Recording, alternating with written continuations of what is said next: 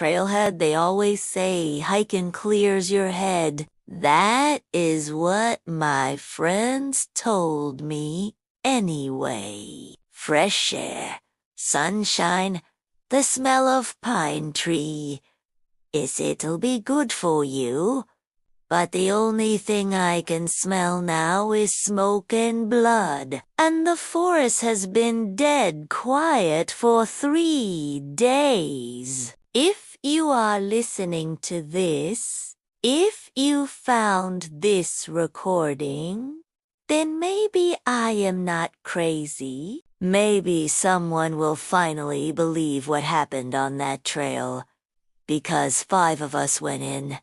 Only 1 of us came out, and it should not have been me. We started at the trailhead around 9 in the morning. It was late autumn, the kind of day where the air is crisp enough to sting your lungs, but the sun makes everything look golden. There was me, my roommate Tyler, his girlfriend, Jasmine, their friend, Mark, and Hanada, one I secretly had a crush on. It was supposed to be an easy weekend trip.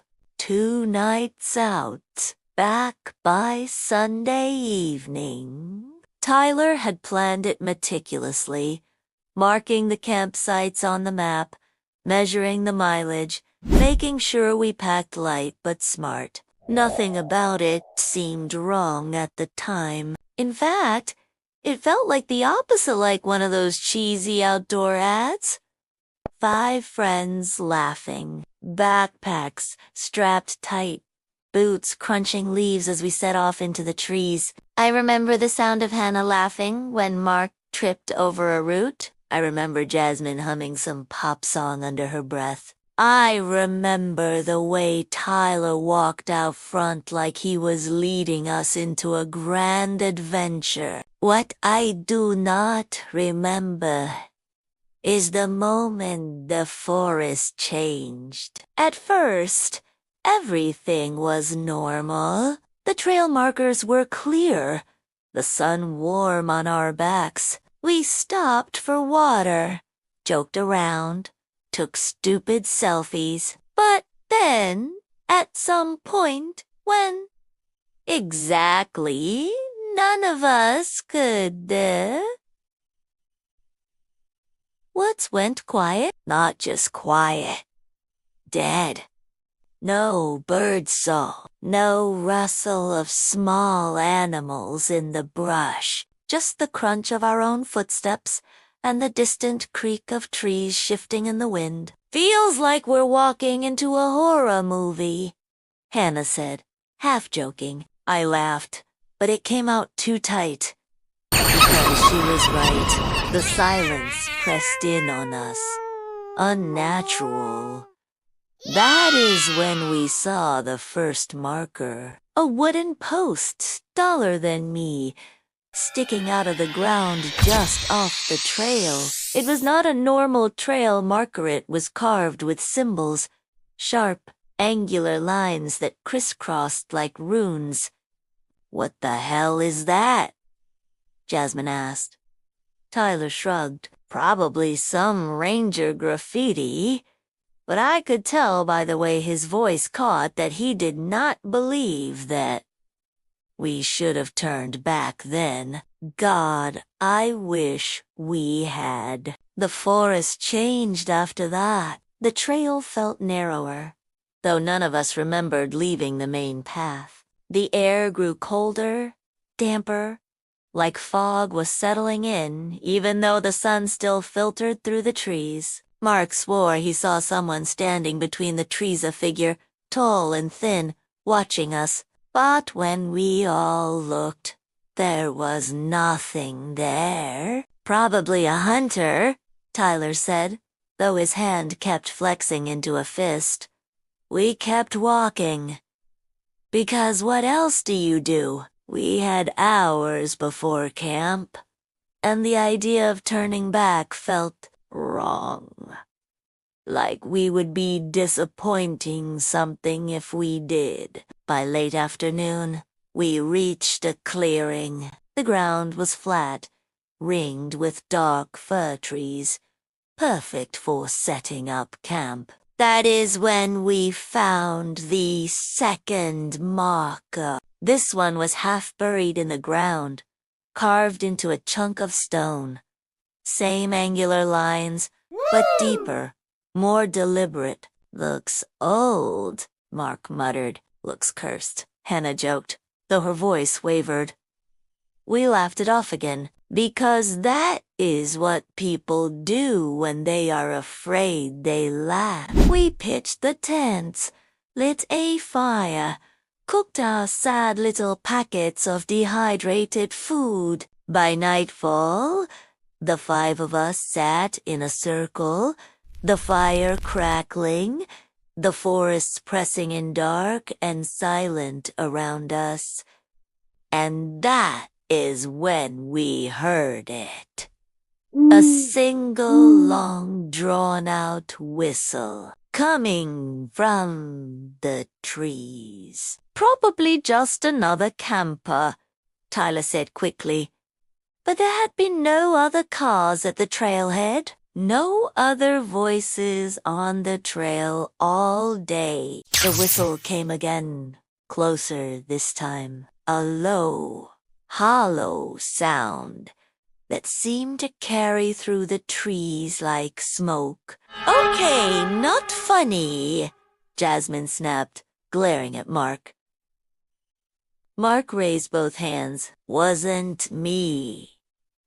We sat frozen, the fire suddenly too small, too fragile. The whistle faded into silence, leaving us alone with the crackle of burning wood and our own breathing. No one said it, but I could tell we were all thinking the same thing. The whistle had been inside the clearing. None of us slept much that night. Every snap of a twig, every gust of wind felt like something moving just beyond the tents. I lay awake, staring at the nylon ceiling, listening to the forest breathe around me, and sometime in the darkest hours of the night, I heard it again, a voice, whispering my name. Morning came gray and cold. None of us spoke about the whistle, or the voice, or the shadows that seemed to press too close against the tents. Tyler insisted we keep moving, said the next site was just a few miles farther, deeper into the woods. Said we were overreacting. But as we packed up camp, I noticed something. The second mark of the stone with the runes was gone, just bare earth where it had been. I asked the others if they noticed, but they all avoided my eyes. That was the last normal morning we had. By noon, Hannah was gone. 1 second.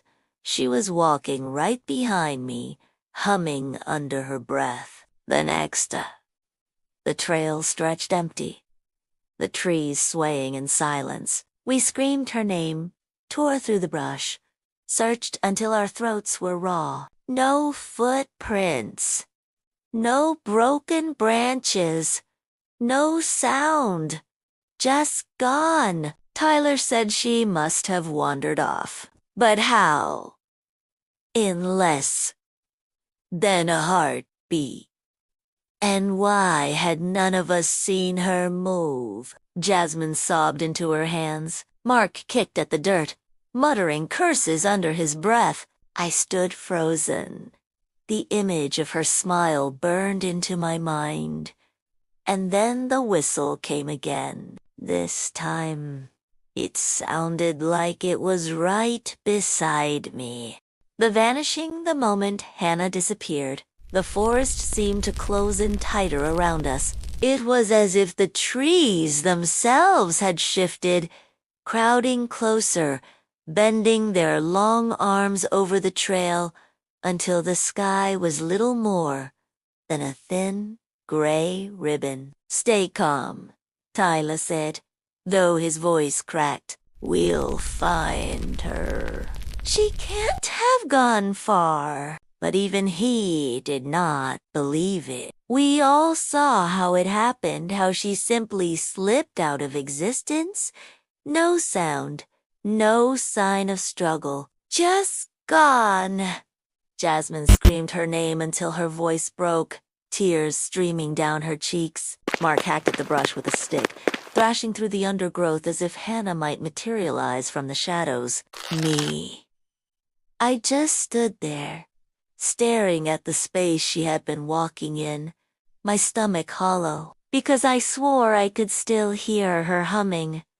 Soft, distant, like it was echoing from somewhere far below the earth. We tried to keep moving after that. What else could we do? None of us wanted to admit it. But the longer we stayed in that spot, the more it felt like something was waiting for us. The trail stretched ahead, winding deeper into the woods. The markers, the carved symbols, appearing at intervals, on rocks, on tree trunks, even burned faintly into the dirt itself. Those weren't there before, Mark muttered. No one argued. As the sun slipped lower, the air grew colder, the silence heavier. We hadn't eaten since morning, but none of us were hungry. Just hollow. That was when we found the clearing. Another circle ringed with stones. But this one was different. The ground in the center was blackened, as if something had been burned there. Not wood, not leaves, something else. The smell hit us before we even stepped into the clearing, metallic, sharp, like scorched flesh. Jasmine gagged, covering her nose. What is this? Tyler crouched near one of the stones. His hand trembled as he brushed away moss, revealing the familiar angular carvings beneath. Same as the others, he whispered. Same runes. I wanted to leave. Everything in me screamed to leave. But when I turned back, the trail was gone. I mean it gone. The path we had followed into the clearing no longer existed. Just a wall of trees, dense and endless, as if the forest had stitched itself shut behind us. Panic set in fast. Jasmine collapsed to the ground, sobbing. Mark cursed and slammed his stick against one of the stones, splitting it in two. The sound that came from inside the stone was not the sound of rock breaking. It was a scream. High-pitched, ragged, inhuman. The kind of sound that scrapes the marrow out of your bones. We all stumbled back. Mark dropped the stick like it had burned him, his face drained of blood. Then the whistling started again. This time, it wasn't one whistle. It was many. From the trees, from the ground, from the very air around us, rising and falling in an eerie harmony, circling the clearing. We need to go, I gasped. Tyler grabbed Jasmine's arm, hauling her to her feet. There has to be another trail. We'll find it. But the forest did not let us. Every direction we turned, the trees shifted, paths appeared, only to close when we blinked. Branches creaked like bones snapping. Shadows darted just out of sight. And then, just as suddenly as it began, the whistling stopped. Silence fell, thick and suffocating. That's when Jasmine screamed. She had been clutching Tyler's hand, her eyes fixed on the ground, but when I looked, I saw why she screamed. Her shadow was wrong. All of ours stretched long and thin across the clearing, pale outlines cast by the fading sun. But Jasmine's shadow twisted in the opposite direction, stretching toward the darkness, bending, writhing as though it was not connected to her at all. It reached across the ground like fingers. "Get it off me!" she shrieked, clawing at her own skin. We traggled. The more she fought, the longer the shadow stretched. It peeled itself from her, rising off the ground like smoke, until it towered over her, a figure made of nothing but absence. Two hollow eyes opened in the dark, and then it swallowed her whole. No body, no scream, just gone. Her backpack slumped to the dirt, straps smoldering as if burned. We stood frozen, too stunned to breathe. Mark was the first to move, sprinting blindly into the trees. No. No. No.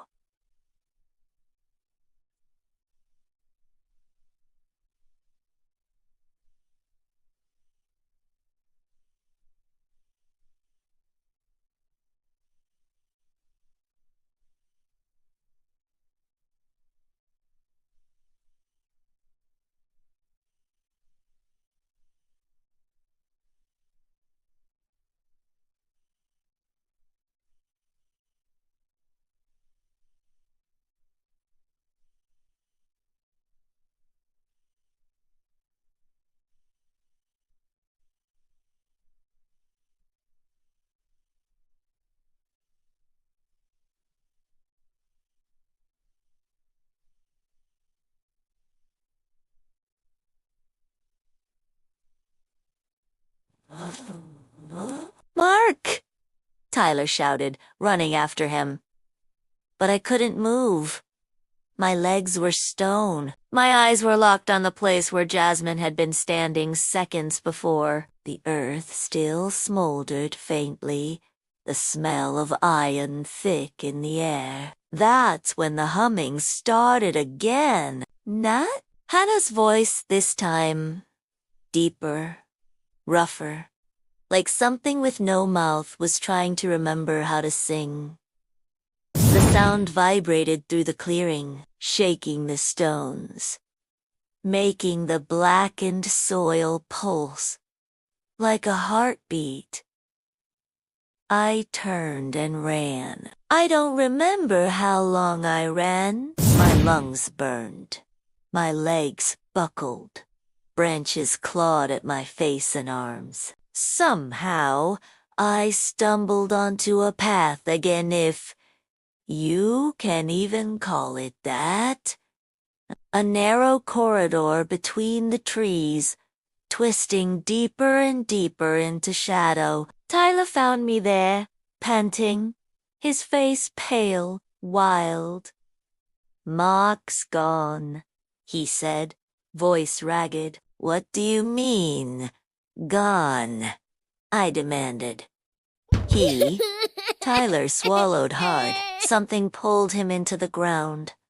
Just pulled him down. The dirt swallowed him. I shook my head. No. That's not, don't you get it? Tyler snapped. We're not supposed to be here. This place, it's not. Right? It's not ours.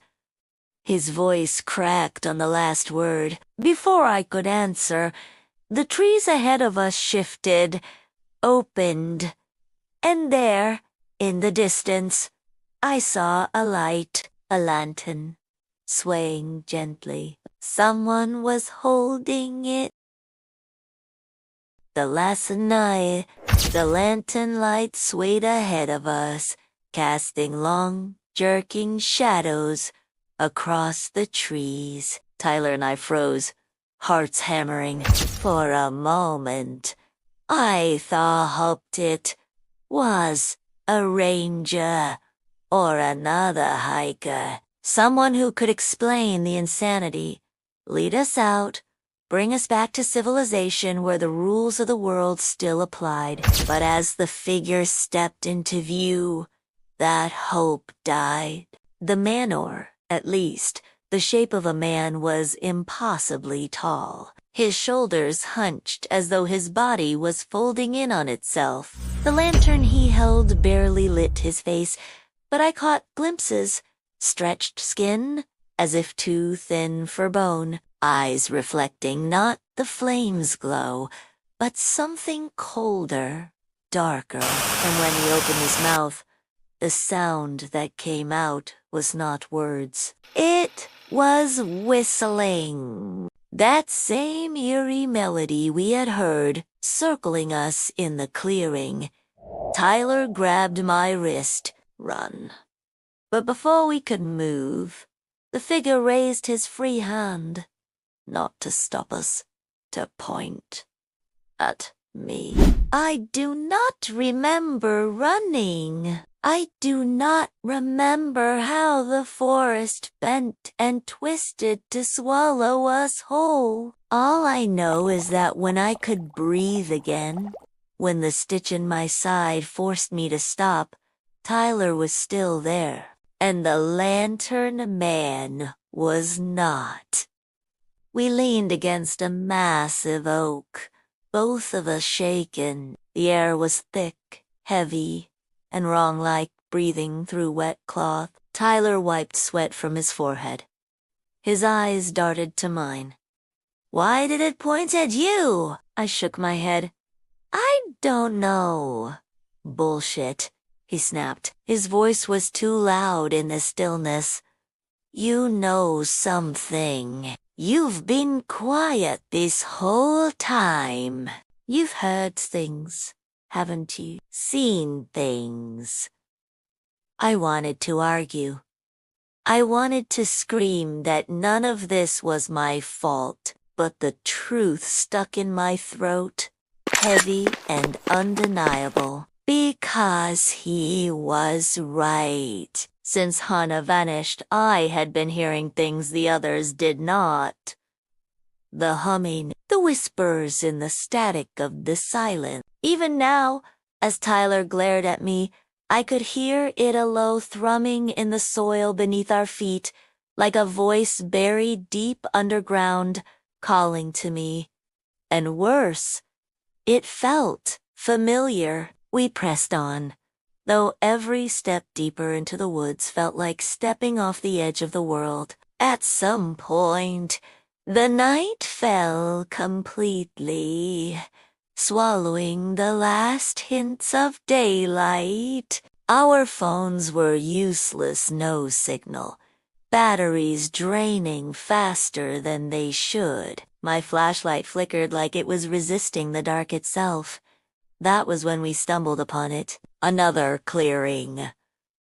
But this one was not ringed with stones. This one was surrounded by wooden stakes, each topped with something I refused to name at first. Faces, or what was left of them, hollow eyes stretched, weathered like leather, nailed to the stakes as warnings or trophies. Tyler gagged, falling to his knees. What the hell is this place? I couldn't answer. My eyes were fixed on the center of the clearing, where a massive tree stood. Its bark was carved with the same runes, twisting upward in spirals, glowing faintly as though alive. And hanging from its lowest branch was Hannah's necklace, the one she had been wearing when she vanished. I stepped forward before I realized what I was doing. Don't, Tyler hissed, grabbing my arm, but the necklace was swaying gently, as if it had been placed there for me. waiting. I touched it, and the world shifted. The forest vanished, the air, the night, the dirt beneath my feet all gone in an instant. I was standing in a hallway I knew. My childhood home. The wallpaper peeling, the smell of dust and mildew, the floorboards creaking with the weight of footsteps that were not mine. And at the end of the hallway stood the shadow, the same figure that had risen from Jasmine's body, tall, hollow-eyed, its form rippling like smoke. It whispered my name. I blinked, and the clearing returned. I was on my knees, clutching the necklace, gasping for air. Tyler was shaking me, shouting, "What happened? What did you see?" I couldn't speak. My tongue felt thick, my mouth dry, but deep down, I understood. This thing the the shadows, the runes was tied to me, to my blood, to something I was never supposed to know. The necklace slipped from my hand. The tree shuddered, and the whistling began again, louder this time, echoing from everywhere at once. We ran. The forest was alive now. Branches clawed at us like fingers. Roots buckled underfoot, trying to trip us. The air pulsed with the sound of footsteps that were not ours, chasing us, gaining. Tyler stumbled, and I hauled him up, but he shoved me away. "Go!" he shouted. "It wants you, not me." I froze, heart splitting in two. "I'm not leaving you. You don't get it." His face twisted with desperation. "You can't fight it. You can't outrun it. If you stay, we both die. If you go, maybe one of us makes it out." Before I could argue, the ground beneath him opened. Not like a sinkhole, not like dirt giving way. It opened like a mouth, and Tyler was gone. I staggered back, choking on my own breath. The soil closed, seamless, as though he had never existed. The forest went silent again. No footsteps, no whistling, no sound at all. Just me.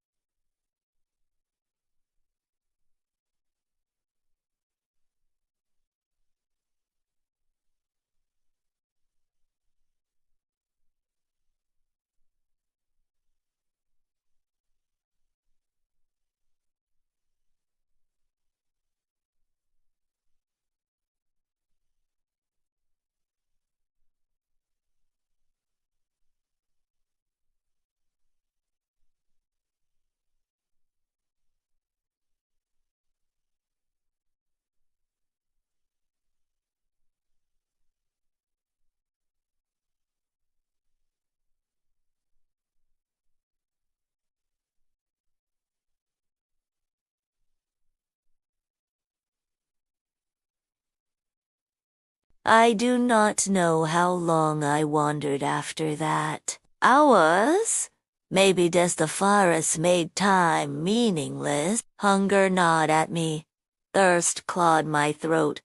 But worse than all of it was the knowledge pressing heavier and heavier on my chest. The others had not been chosen. They had been taken. I was the one left, the one it wanted. The thing that follows the forest had gone quiet again. Too quiet. Every sound I made my boots crunching on dead leaves. My ragged breathing felt obscene in the silence. like I was disturbing a place that demanded stillness. But worse was the sense of company. Not behind me, not ahead, not even around. Inside. Like something had burrowed its way under my skin when I touched Hannah's necklace, curling up behind my ribs, watching through my eyes. I tried to shake the thought off, but the more I fought it, the louder it became. My thoughts stopped sounding like mine. Whispers threaded through my mind, words I couldn't understand. Still, I walked, because what else could I do? Hours or maybe minutes later. The trees thinned, and I stumbled into a wide stretch of open ground. For a heartbeat, hope surged. A road, civilization, maybe even rescue. But no.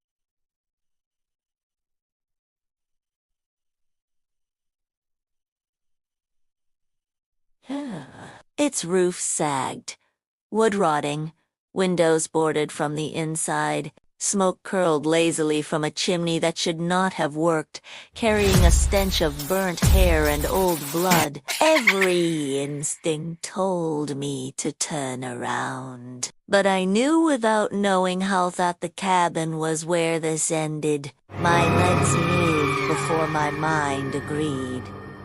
The door creaked open with a touch. The inside was worse.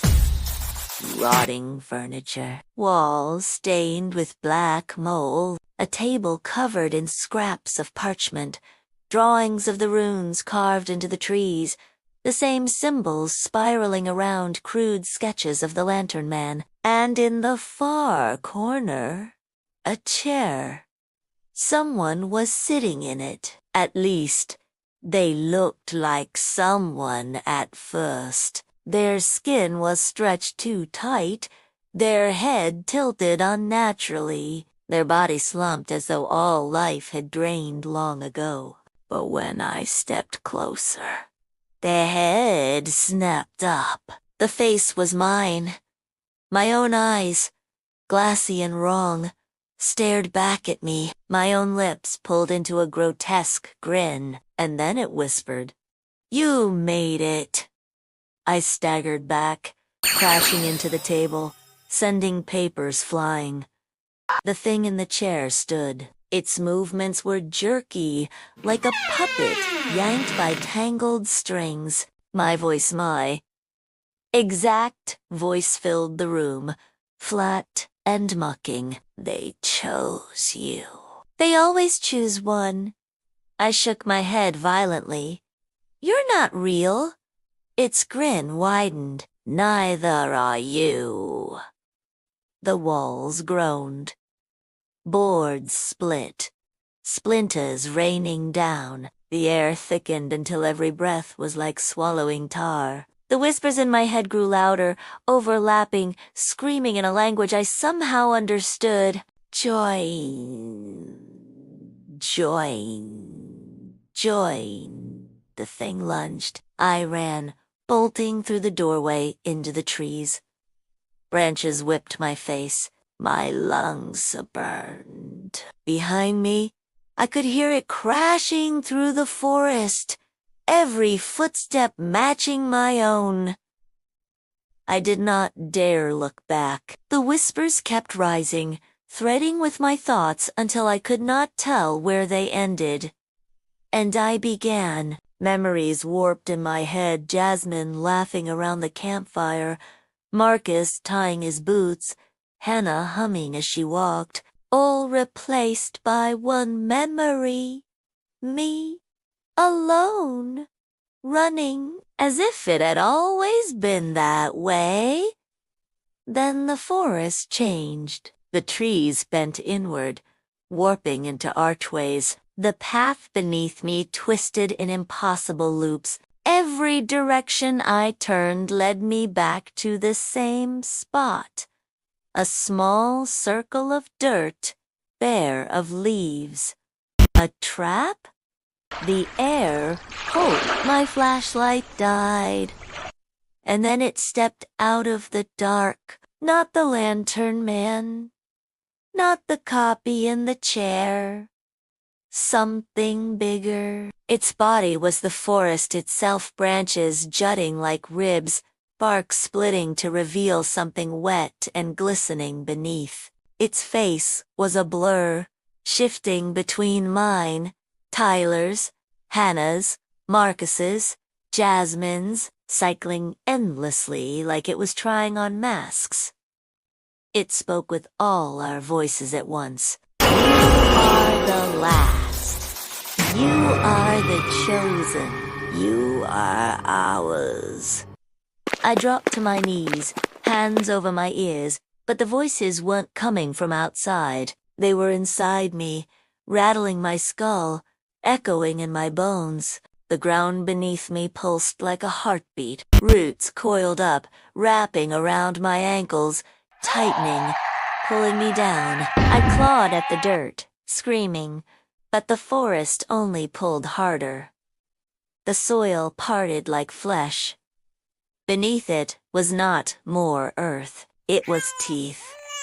Rows and rows of jagged, gleaming teeth, and I was being fed to it. In the chaos, my hand brushed something cold and sharp. The necklace? I don't know how it got there, whether I had dropped it earlier or whether it had never left, but in that moment, instinct took over. I pressed it to my palm and whispered the only word that formed in my head.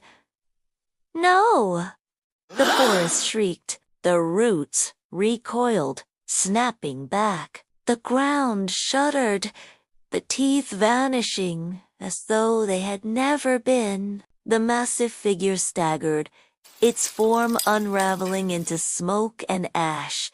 And then, when I looked up, the forest was gone. I was standing at the edge of the trailhead, the parking lot. My car. Civilization. I collapsed, laughing and sobbing at the same time. I had made it. I was alive. But as I stumbled toward the car, I heard something that froze me in my tracks. A faint sound carried on the wind. Whistling. The same melody, and it was coming from the passenger seat of my car. The survivors cursed when I saw my car sitting there in the gravel lot. My chest nearly collapsed from relief. It was the same battered Subaru I had driven into the trailhead just days before. Mud splattered along the doors, a dent in the rear fender, exactly as I had left it. Normal. For the first time since Hannah's scream split the forest, I thought maybe, just maybe, it was really over. Then I heard the whistling. It drifted from inside the car, faint at first, then clearer, a lilting, endless melody that did not belong in this world. I froze. Keys clenched in my fists so tight they dug bloody crescents into my palm. The whistling stopped, and the passenger side door unlocked with a soft click. I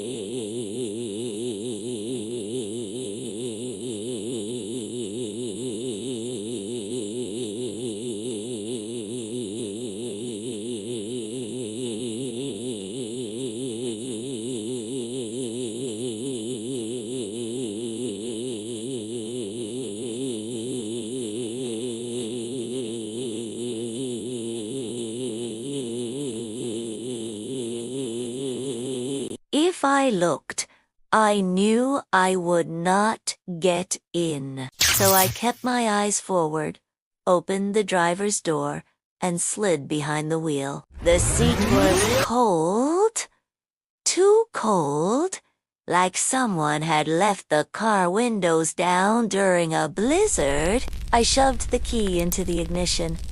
The engine roared to life. For a brief, glorious moment, it felt like victory. Until the radio switched on by itself. Static. Then my voice, recorded, distorted, bleeding through the speakers. They chose you. They always choose one. I slammed the radio off.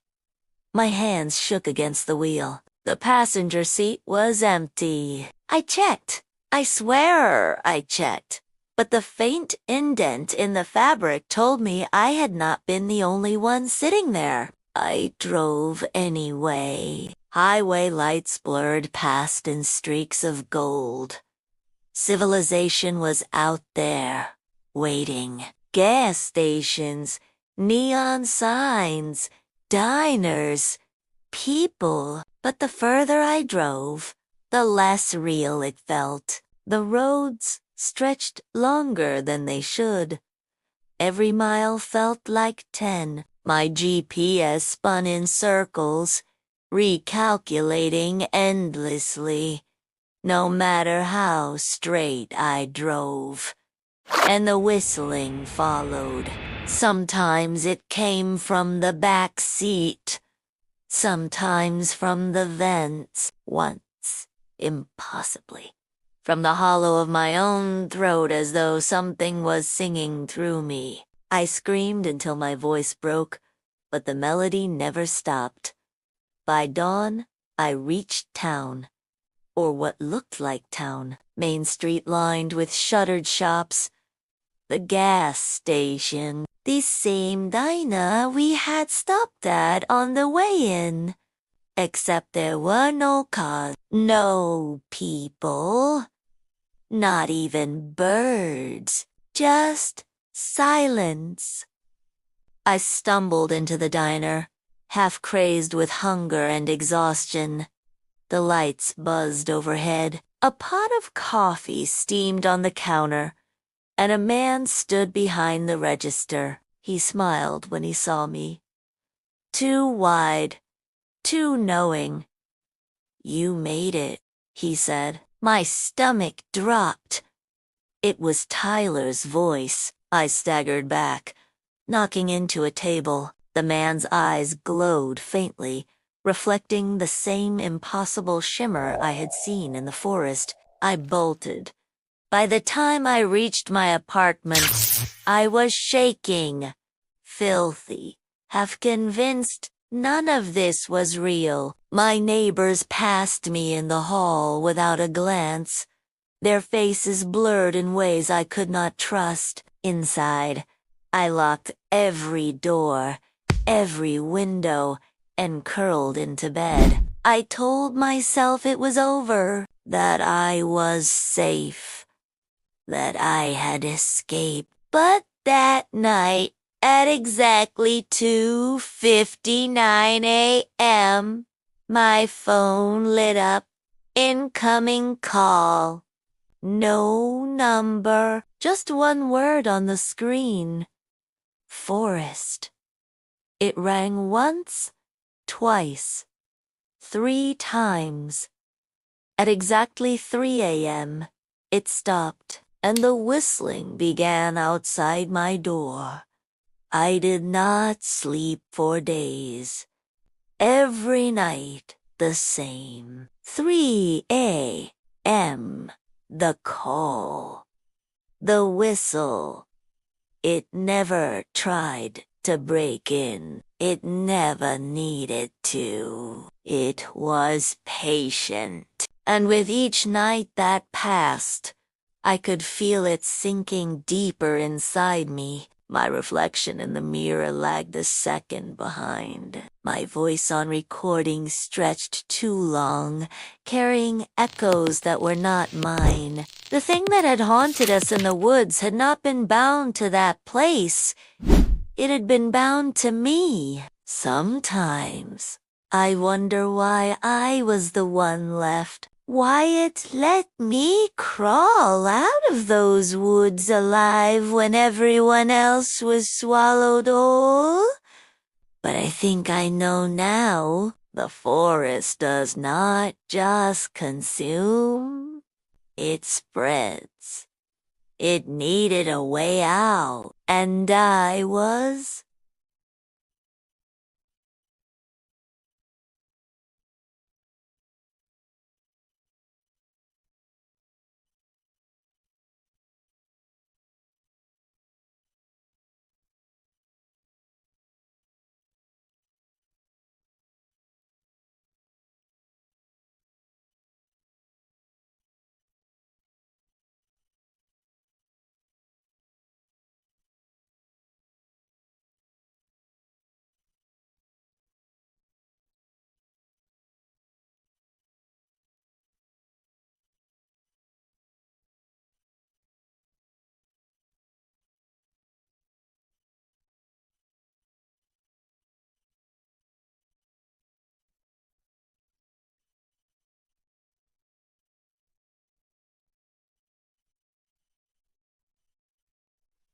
So this is my confession, my warning, my last attempt to claw sanity back from the jaws of whatever follows me. If you are hearing this, if you are reading this, do not look for the trail. Do not answer the call when your phone lights up at 3 o'clock a.m. And if you hear the whistling, God help you, because it already knows your name. If this story unsettled you, share it with someone you know would never dare hike those woods. Comment your theories below. Is it the forest itself, or something older hiding inside it? And subscribe for more stories like this, because I still have one more I need to tell.